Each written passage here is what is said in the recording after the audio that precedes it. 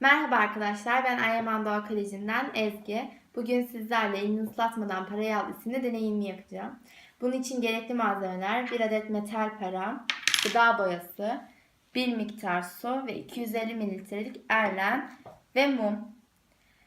Şimdi deneyime başlayabiliriz. Ben mumu önceden yakmıştım vakit kaybetmemek için.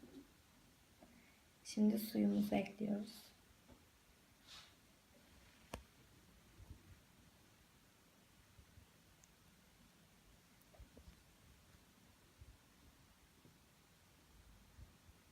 Şimdi daha iyi gözlemleyebilmeniz için gıda boyası ekliyorum suya.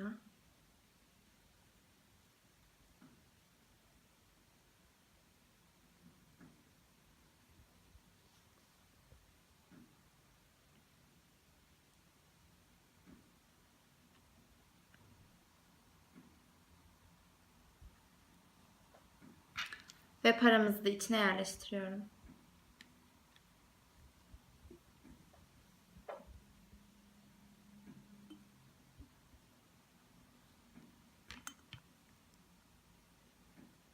Evet, şimdi gözlemliyoruz.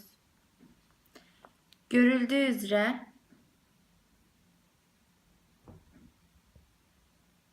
çukur tabağımızdaki para azaldı ve de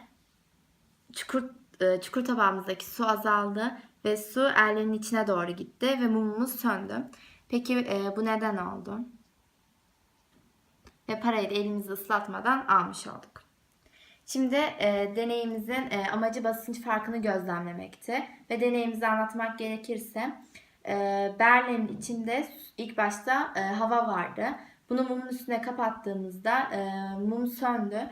Çünkü içindeki basınç azaldı, hava azaldı ve basınç farkı doğdu.